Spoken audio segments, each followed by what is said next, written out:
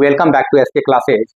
आज मैं आप लोगों के लिए समांतर सीढ़ी क्लास 10th का जो चैप्टर है समांतर सीढ़ी उसका पार्ट 6 लेकर के आया हूं। इससे पहले मैंने आप लोग को पार्ट 1, पार्ट 2, पार्ट 3, पार्ट 4 और पार्ट 5 समांतर सीढ़ी के 5 पार्ट का क्लास लिया। अब 5 पार्ट में मैंने समांतर सीढ़ी का इंट्रोडक्शन, समांतर सीढ़ी से जो रिलेटेड क्वेश्चन है, समांतर सीढ़ी का एनवा पद और समांतर सीढ़ी के एन पदों का योगफल से जो रिलेटेड क्वेश्चन है उसमें बहुत सारे क्वेश्चन को सॉल्व करके दिखाया। आज मैं फिर समांतर सीढ़ी के ही 4 जो इम्पोर्टेंट क्वेश्चन है समांतर सीढ़ी के पार्ट 6 में जो 4 इम्पोर्टेंट क्वेश्चन है, जो मोस्ट वीवीआई क्वेश्चन है, उस क्वेश्चन को लेकर के आप लोगों के सामने आया हूं। और सारे क्वेश्चन बड़े ही इंपॉर्टेंट है एग्जाम के दृष्टि से, खास करके जो आपका जो फाइनल एग्जाम होगा, जो बोर्ड का जो लास्ट एग्जाम होगा, जो मेन एग्जाम आपको होगा, उस एग्जाम के दृष्टि से 4 क्वेश्चन बहुत ही मोस्ट वीवीआई क्वेश्चन है। चारों क्वेश्चन को हम लोग सॉल्व करके देखते हैं। और जिस विद्यार्थी ने अभी तक मेरा समांतर सीढ़ी का क्लास नहीं देखा है उनसे मैं ये अनुरोध करता हूं कि पहले आप समांतर सीढ़ी के पार्ट 1, पार्ट 2, पार्ट 3, पार्ट 4 और पार्ट 5 क्लास को देखें, ताकि आपको आसानी से समांतर सीढ़ी समझ में आएगा। और जब ये पांचों पार्ट्स आप देख लेते हैं ना, तो आपको कोई भी प्रॉब्लम सॉल्व करने में, ठीक है ना, जितना भी प्रॉब्लम होगा सारे के सारे प्रॉब्लम सॉल्व करने में आपको बहुत ही आसानी होगी। और यहाँ पे देखिए पार्ट 6 का जो क्लास लेकर के आया वो 5 पार्ट यदि आप क्लास कर लेते हैं तो ये 6ठा पार्ट का क्लास भी समझने में आपको बहुत ही आसानी होगी। अब देखिए क्वेश्चन क्या है मेरा।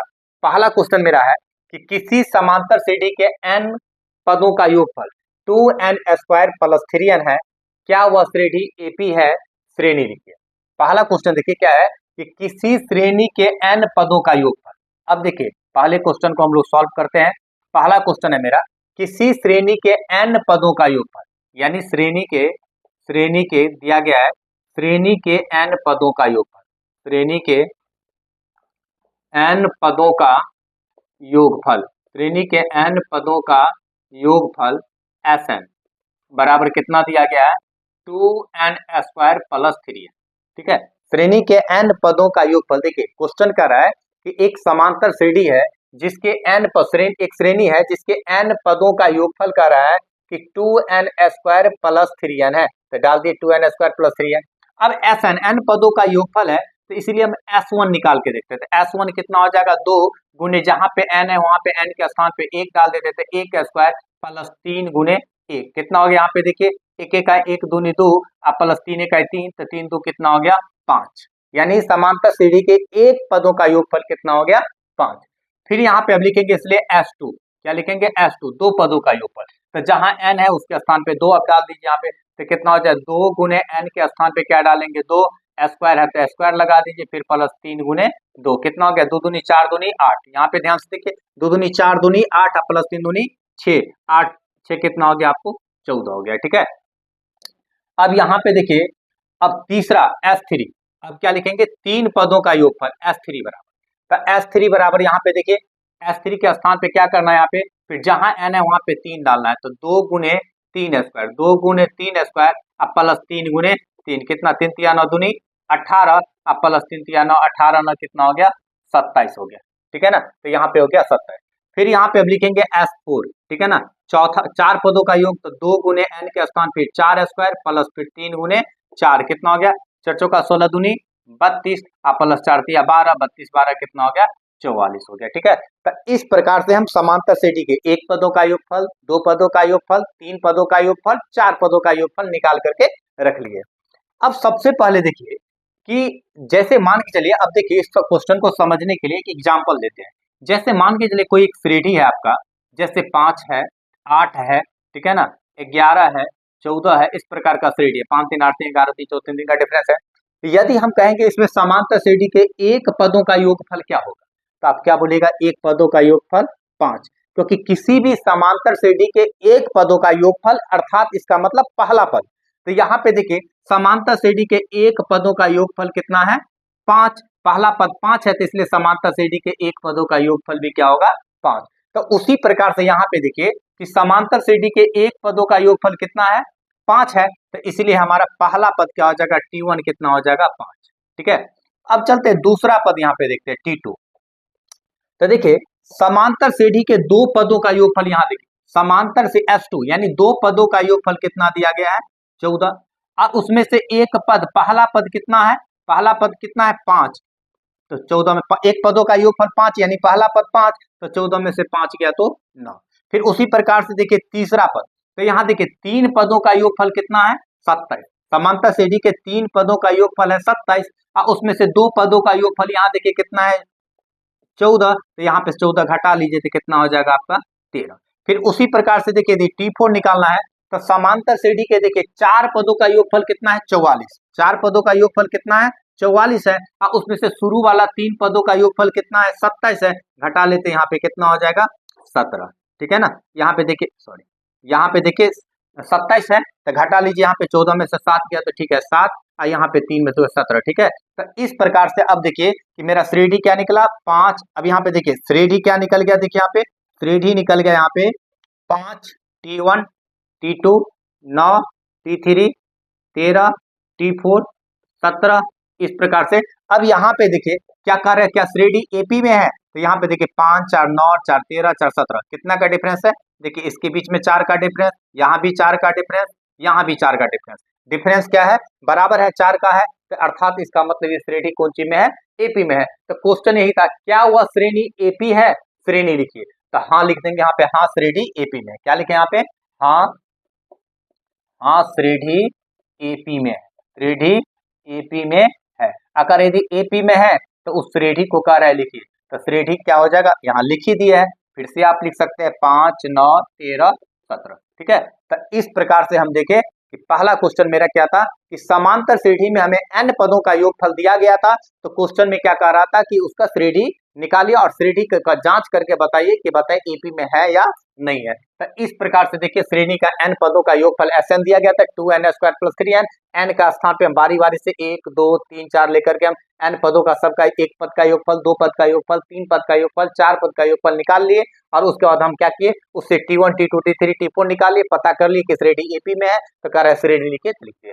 ठीक है, तो पहला क्वेश्चन आप लोग को अच्छा से समझ में आया, कोई दिक्कत नहीं होगा, बहुत ही इजी सा क्वेश्चन है, कोई दिक्कत नोट कर लीजिएगा आप लोग इस क्वेश्चन को। ठीक है, मिटा दे, चलिए मिटा देना, ठीक है, नोट कर लीजिएगा आप लोग। चलिए अब नेक्स्ट क्वेश्चन देखते हैं। आज का पहला क्वेश्चन सॉल्व हो गया, चलिए दूसरा क्वेश्चन पढ़ते हैं।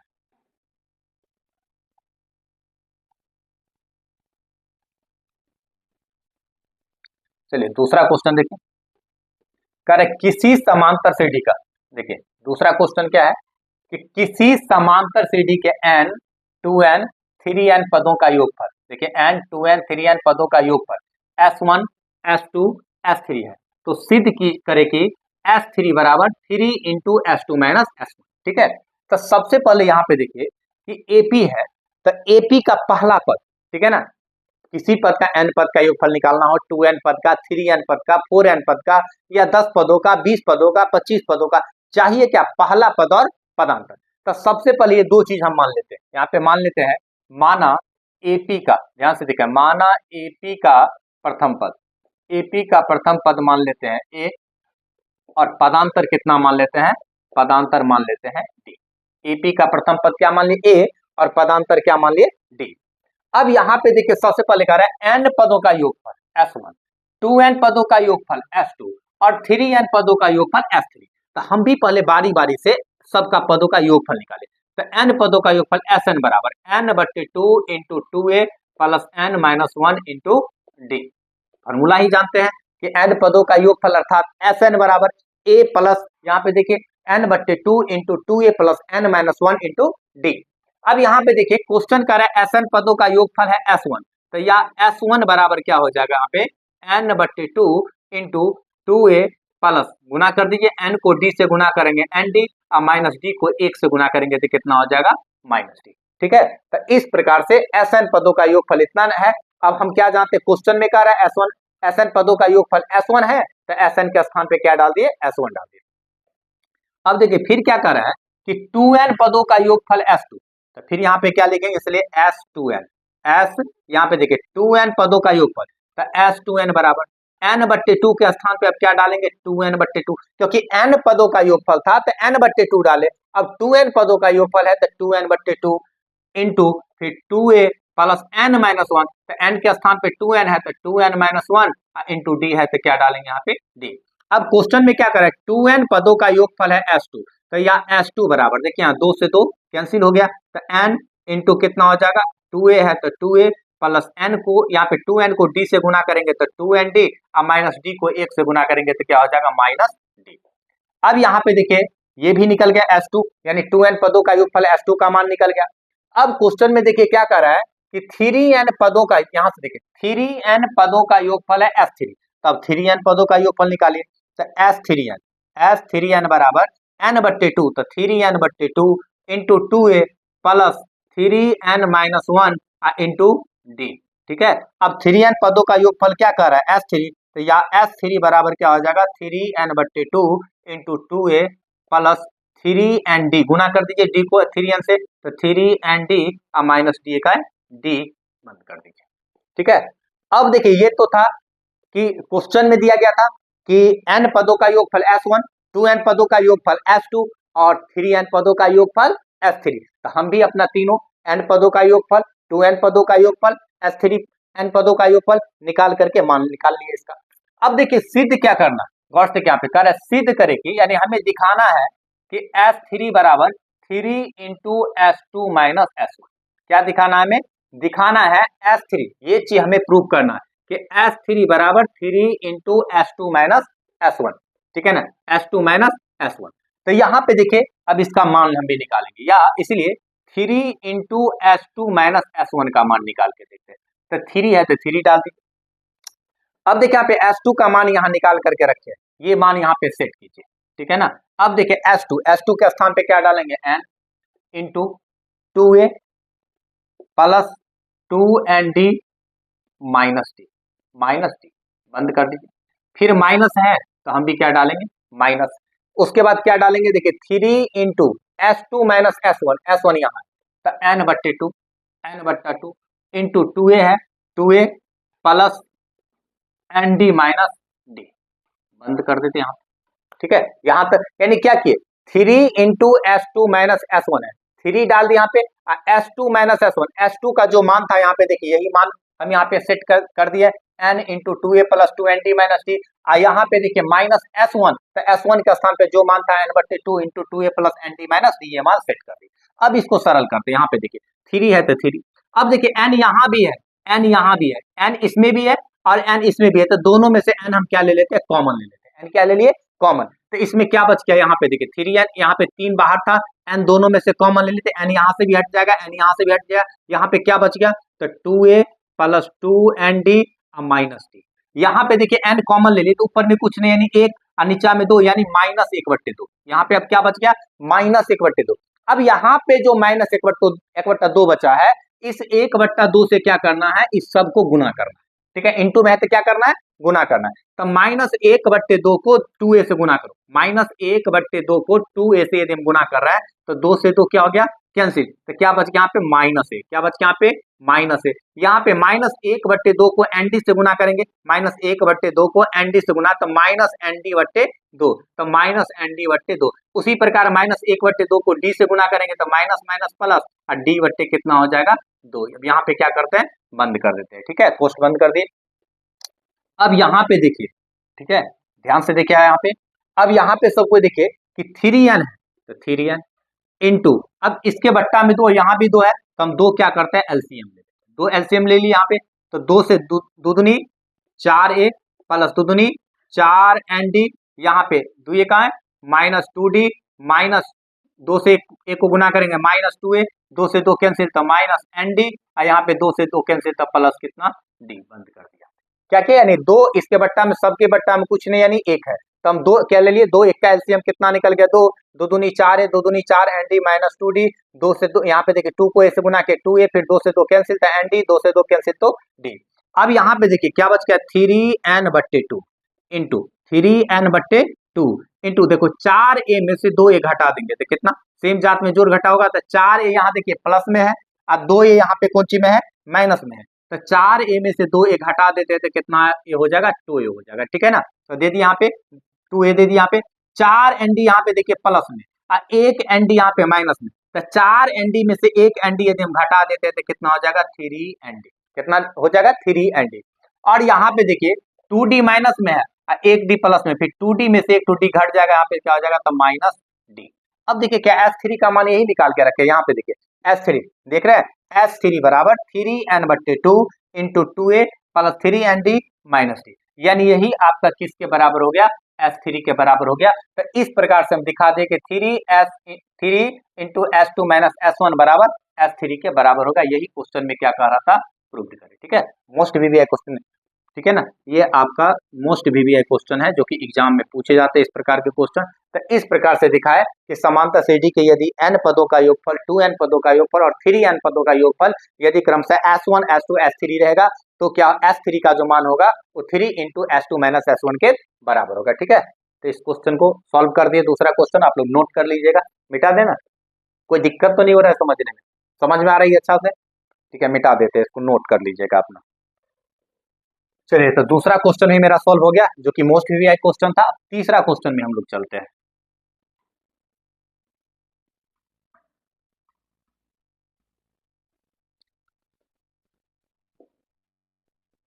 क्वेश्चन नंबर 3 देखते हैं क्या कह रहा है।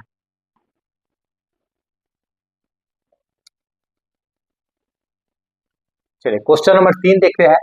अब 3 में देखिए क्या कह रहा है, किसी उत्तल बहुभुज के अंतः कोण एपी में, यहां ध्यान दीजिए क्वेश्चन क्या कर रहा है, एक बहुभुज है जिसके अंतः कोण एपी में सबसे छोटा कोण 120 डिग्री, सार्व अंतर कह रहा है 5 डिग्री है। तो कह रहा है बहुभुज में भुजाओं की संख्या निकालना है, भुजाओं की संख्या और अंतः कोण का योगफल निकालना है।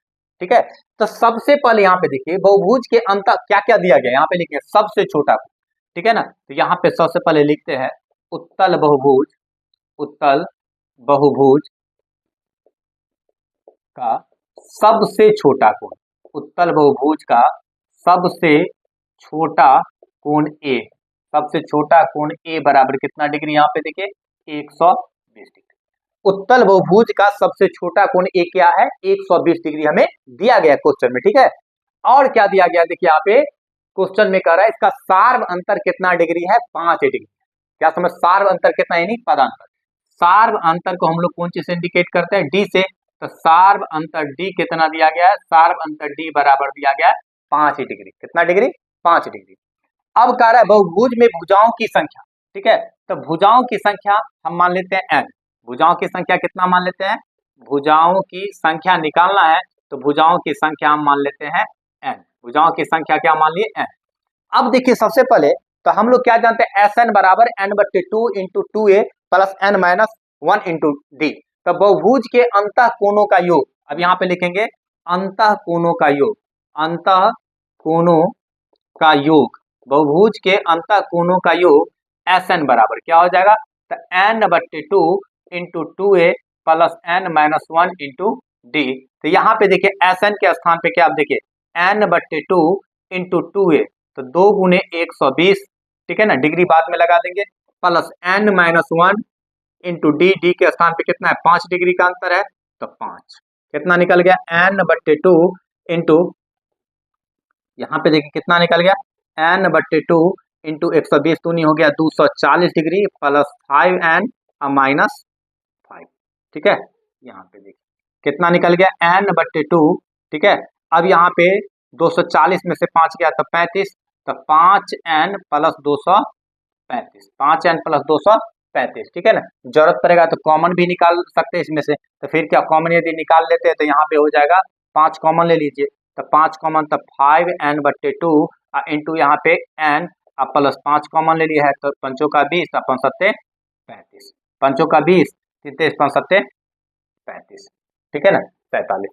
तो इस प्रकार से बहुभुज के, उत्तल बहुभुज के अंतः कोणों का योग कितना निकला, यहाँ पे देखिए 5n/2 इंटू n प्लस 47 ये निकला है जब 120 डिग्री पहला कोण दिया गया था सबसे छोटा कोण, और सार्व अंतर कितना डिग्री दिया है, 5 डिग्री दिया गया, तब आपको बहुभुज के अंतः कोणों का योग कितना निकला है, 5n/2 इंटू n प्लस 47। अब देखिए एक ज्यामिति के रूप से हम लोग क्या जानते हैं कि अंतः कोणों का योग क्या होता है, 2 इंटू n माइनस 2 गुने 90 डिग्री। अब यहाँ पे देखिए लिखेंगे ज्यामिति से, ज्यामिति से क्या जानते हैं, ज्यामिति से बहुभुज, बहुभुज के अंतः कोणों का योग, बहुभुज के अंतः कोणों का योग, ज्यामिति से बहुभुज के अंतः कोणों का योग क्या जानते हैं, 2 इंटू एन माइनस 2 गुने 90 डिग्री, गुने 90 डिग्री। ये फॉर्मूला होता है बहुभुज के अंतःकोणों का योग। अब देखिए एक नियम से, अब देखिए समांतर सीढ़ी के n पदों के योगफल से हम ये निकाले हैं अंतःकोणों का योग, ये निकाले हैं, ठीक है ना, यहाँ आप लोग को दिख रहा होगा। और ज्यामिति के नियम से हम अंतःकोणों का योग क्या जानते हैं, ये जानते हैं, ये दोनों आपस में, क्योंकि ये भी अंतःकोणों का योग है, ये भी अंतःकोणों का योग है, तो ये दोनों आपस में क्या होगा, बराबर होगा। तो यहाँ पे हम दोनों को क्या कर देंगे, बराबर कर देंगे। तो यहाँ पे 5n/2 into n plus 47 equal to यहाँ पे 2 इंटू एन माइनस 2 गुने 90 डिग्री, ठीक है। अब यहाँ पे देखिए कटेगा तो यहाँ पे काट दीजिए, सबसे पहले 5 से इसको काट दिया, यहाँ पे 5 से 18 पंचे 90, कितना हो गया, 18 पंचे 90। यहाँ पे देखिए क्या बच गया, एन को इसको यहाँ पे गुना कर दे, एन को एन से गुना करते तो क्या हो जाएगा, यहाँ एन स्क्वायर, यहाँ से दिखेगा एन को यदि हम एन से गुना करते हैं तो एन स्क्वायर, प्लस एन को 47 से गुना करते तो क्या हो जाएगा 47 है, बराबर यहाँ पे देखिए 2 दूनी 4 और 4 को 18 से गुना कर दीजिए। यहाँ पे देखिए पहले तो इस समझ में, इसको ऊपर से गुना कर दिए, एन को एन से एन स्क्वायर, एन को 47 से तो 47 है। यहाँ पे देखिए 2 से 2 दूनी 4 और 4 को 18 से गुना कीजिए तो एक ही बार गुना कर देते हैं ना, 2 दूनी 4 और 4 को 18 से गुना कीजिए, 18 चौक 72, 72 को एन से गुना करेंगे तो क्या हो जाएगा 72 एन, अब 72 को 2 से गुना करेंगे, ठीक है ना, 18 दूनी 36 दूनी 72, 72 दूनी 144, तो माइनस 144। एक ही बार गुना किए, नहीं समझ में आ रहा है, फिर से समझा, देखिए यहाँ पे 2 तो 2 18 दूनी 36, 36 दूनी 72, 72 को एन से 72 है ना, 72 दूनी 144, ठीक है। अब सबको एक साइड यहाँ पे कर दीजिए, या n square plus 47n minus 72n plus 144 equal to 0। इस दोनों को उठा के सर ले, प्लस 72n इस साइड लाए माइनस 72n, यहाँ माइनस 144 इस साइड लाए तो प्लस 144। अब यहाँ पे देखिए इसको सरल करते हैं, तो या एन स्क्वायर यहाँ पे घटाइए, 12 में से 7 गया, माइनस का चिन्ह ज्यादा है, 12 में से 7 गया तो 5, यहाँ हो गया 6, 6 में से 4 गया तो कितना हो गया 2, ठीक है ना, 25n प्लस 144 इक्वल टू 0।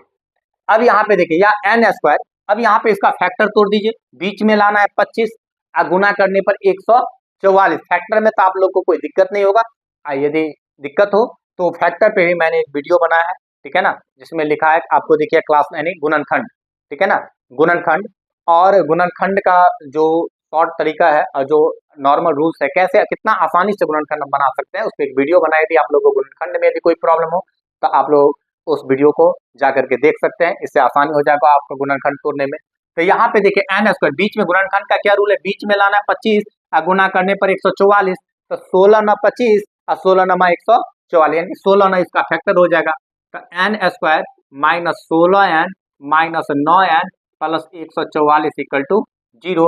अब यहाँ पे देखिए एक तो n कॉमन, तो n माइनस 16, यहाँ पे n माइनस 9 कॉमन, दोनों में माइनस 9 कॉमन आ रहा है, 9 16 नमा 144 माइनस 9 कॉमन, तो n माइनस 16 इक्वल टू 0, या n माइनस 16 दोनों में है तो n minus 16 into n minus 9 equal to 0, या तो ये 0 नहीं तो ये 0, तो इसलिए n बराबर यहाँ माइनस 16 उस ले जाएंगे तो प्लस 16, यहाँ n माइनस 9 इक्वल टू 0, तो n बराबर कितना 9, n बराबर कितना हो गया 9। तो इस प्रकार से n का मान क्या होगा, या तो 16 होगा या नहीं तो 9 होगा। अब यहाँ पे देखना क्या है, हमें ये जांच करना पड़ेगा कि n 16 होगा या नहीं होगा, 16 भुजा हो सकता है बहुभुज में कि नहीं हो सकता है।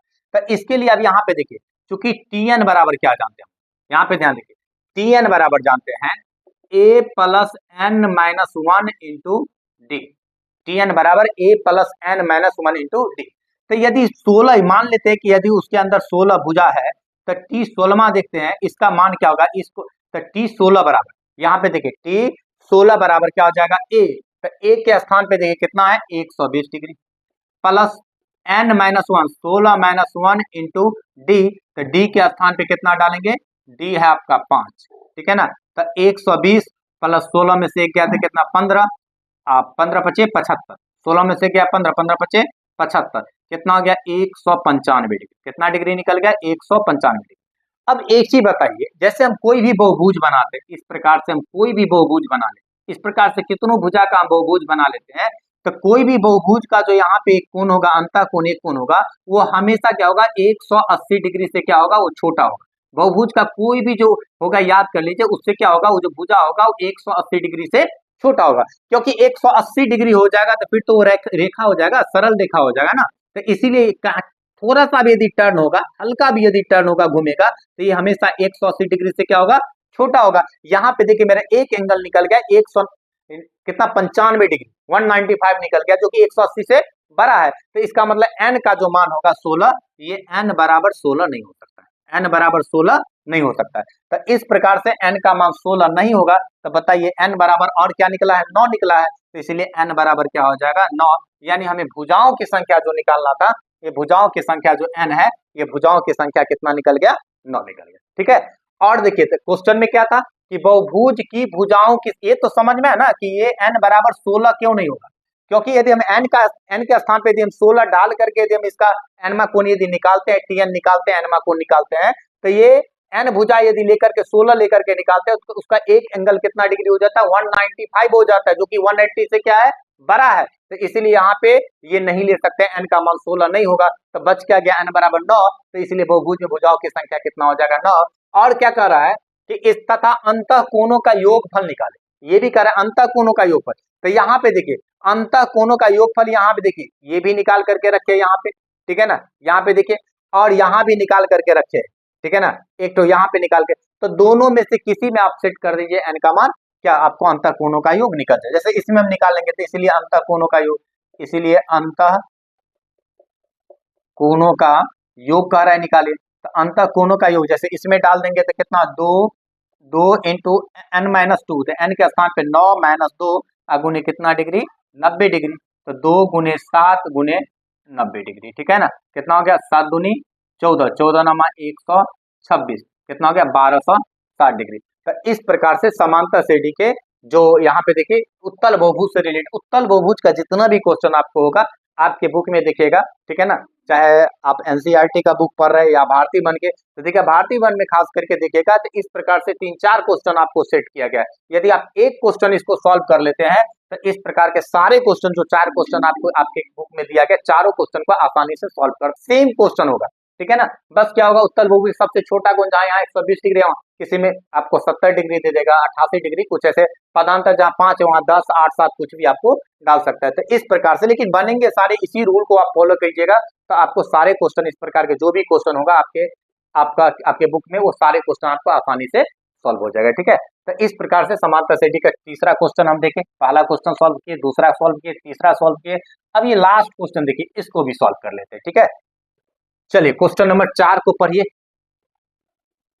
क्वेश्चन को आप लोग नोट कर लीजिएगा अपना।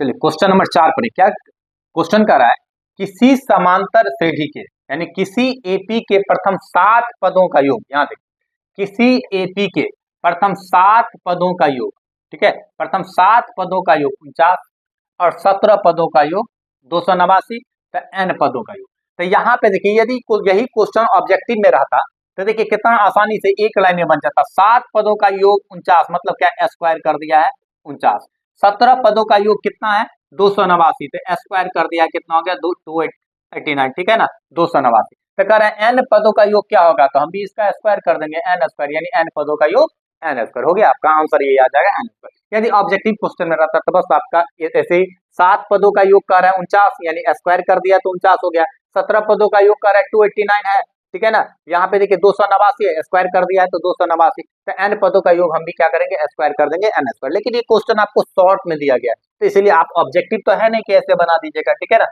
ऑब्जेक्टिव रहेगा तो आप डायरेक्ट इसका आंसर क्या हो जाएगा, n स्क्वायर हो जाएगा, ठीक है। अब चलते शॉर्ट क्वेश्चन है तो किस प्रकार से बनाते हैं, ध्यान से देखिएगा। यहाँ पे सबसे पहले देखिए एपी के प्रथम 7 पदों का योग, 7 पदों का योग है, तो हम मान लेते पहले, माना एपी का पहला पद, एपी का प्रथम पद क्या मान लेते हैं, ए, एपी का प्रथम पद मान लेते हैं ए, और सार्व अंतर कितना मान लेते हैं, सार्व अंतर मान लेते हैं डी, सार्व अंतर क्या मान लेते हैं, डी। अब देखिए क्या कहा है, 7 पदों का योगफल, तो इसीलिए S7 equal to n/2 into 2a plus n-1 into D, ठीक है ना। अब क्वेश्चन के 7 पदों का योगफल यहाँ पे दिया गया 49, हम अपना निकाल लें, यहाँ पे 7 पदों का योगफल, यहाँ पे देखिए S7 इक्वल टू देखिए यहाँ पे n के स्थान पे 7 डाल दीजिए, ठीक है ना, 7 पदों का ना कह रहा है, तो n के स्थान पे कितना डाल दी 7। तो यहाँ पे S7 बराबर कितना होगा 7/2 into 2a plus n minus 1, तो 7 माइनस 1 इंटू कितना d। 7 पदों का युगफल है कितना 49, तो यह 49 बराबर 7/2 इंटू कितना हो गया यहाँ पे 2a प्लस 7 में से गया तो 6d, ठीक है ना। यहाँ पे देखिए 7 7 49, कितना हो गया 7 7 49, सामने सामने काट दिए, यहाँ कितना निकल गया 7 बराबर कितना 1/2, इस दोनों में से 2 कॉमन ले लीजिए, 2 कॉमन ले लिए तो कितना हो गया a प्लस द्वितीय 6, ठीक है ना। तो यहाँ पे 3d, अब 2 से 2 कैंसिल, फाइनली क्या निकल गया a प्लस 3d बराबर कितना निकल गया 7। इसको हम मान लेते हैं समीकरण फर्स्ट। देखिए क्या किए, AP का प्रथम पद a मान लिए, सार बनता d मान लिए, 7 पदों का योग दिया गया है, तो S7 बराबर n/2, तो 7/2 into 2a plus n minus 1, तो 7 माइनस 1 इंटू d। अब इसको यहाँ पे सरल कर दिए, 7 7 49, 7 बराबर यहाँ पे 1/2 बच गया, ऊपर में नहीं कुछ, तो 1/2, इसमें से 2 देखिए यहाँ 2a यहाँ 6d है, दोनों में से 2 कॉमन ले सकते हैं, 2 कॉमन ले लिए, 2 से 2 कट गया, यहाँ पे a प्लस 3d बराबर कितना 7 निकल गया समीकरण फर्स्ट, ठीक है। ठीक इसी प्रकार से अब फिर इसी प्रकार का 17 पदों का योग 289, फिर यहाँ पे S17 इक्वल टू क्या कर रहा है 17 पद n/2, तो 17/2 into 2a plus 17 minus 1 into d के स्थान पे कितना है d, ठीक है। अब यहाँ पे फिर देखिए 17 पदों का योग कितना है 289 बराबर 17/2, देखिए 289 बराबर 17/2 इंटू कितना है 2a प्लस 16d, 17 में से गया तो 16, ठीक है। अब यहाँ पे देखिए 17 को काट दिया, 17 17 289, 17 को यहाँ 289 से काट दिया, यहाँ पे 289 को 17 से, 17 17 289, ऊपर में 1, फिर यहाँ पे देखिए क्या बचा यहाँ पे या 17, ध्यान से देखिएगा, या 17 बराबर 1/2, इसमें से फिर कॉमन ले लीजिए, यहाँ पे देखिए इसमें से फिर क्या करना है कॉमन ले लीजिए, यहाँ पे तो क्या लीजिएगा कॉमन, यहाँ पे 2 देखिए कॉमन आ रहा है, तो 2 कॉमन ले लीजिए, यहाँ पे कितना बच गया यहाँ पे a प्लस कितना हो गया 80, ठीक है ना, 2 से 2 कैंसिल, या a प्लस 80 बराबर कितना हो गया a प्लस 80 बराबर 17 समीकरण।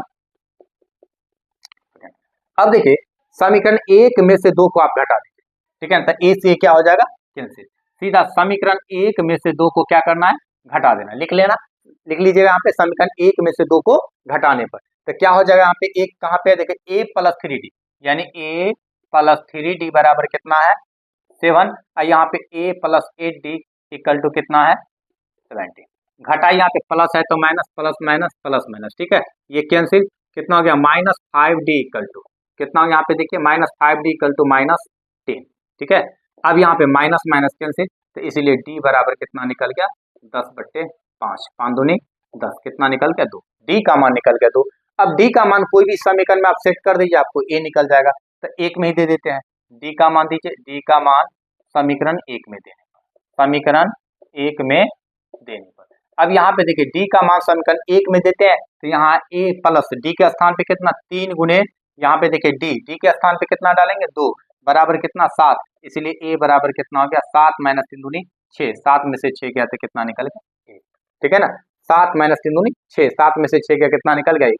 अब हमें निकालना क्या है क्वेश्चन में, देखिए कह रहा है तो प्रथम n पदों का योग हमें निकालना क्या है Sn, ठीक है ना, n पद, इसलिए Sn बराबर फार्मूला क्या होता है n/2 into 2a plus n minus 1 into d, मान सेट कर दिया यहाँ पे n के स्थान पे क्या है n पदों का योगफल ही निकालना है, n/2 इंटू 2 गुने a के स्थान पे कितना निकाल के रखे हैं 1, तो 1 plus n minus 1 into d, फिर d के स्थान पे कितना डालेंगे यहाँ पे, ठीक है, d के स्थान पे कितना 2 है, तो यहाँ पे डाल देंगे यहाँ पे 2। अब इसको सरल कर दीजिए, n/2 इंटू यहाँ 2 को 1 से गुना करेंगे तो 2, प्लस यहाँ पे 2 प्लस 2 को n से गुना करेंगे तो 2n, अब माइनस 2 1 है 2, ठीक है, प्लस 2 माइनस 2 कैंसिल, यहाँ पे n/2 गुने 2n, 2 से 2 कैंसिल बराबर कितना हो गया n², ठीक है। तो इस प्रकार से समांतर श्रेणी के n पदों, यदि समांतर श्रेणी के प्रथम 7 पदों का योग 49 है, 17 पदों का योग 289 है, तो n पदों का योग कितना होगा n²। देखिए इसी क्वेश्चन को ऑब्जेक्टिव में था तो आपको हम पहले ही बताइए कि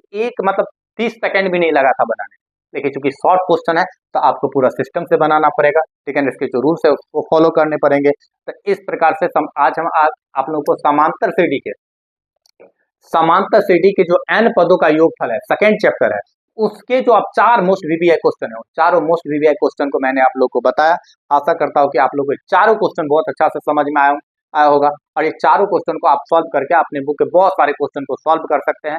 तो आज हम आप लोग को पार्ट 6 में, ठीक है ना, समांतर श्रेणी के पार्ट 6 जो आज का लास्ट था समांतर श्रेणी का, समांतर श्रेणी के जितने मोस्ट इंपोर्टेंट क्वेश्चन थे सारे क्वेश्चन मैंने आप लोग को बारी बारी से बताया, ठीक है ना।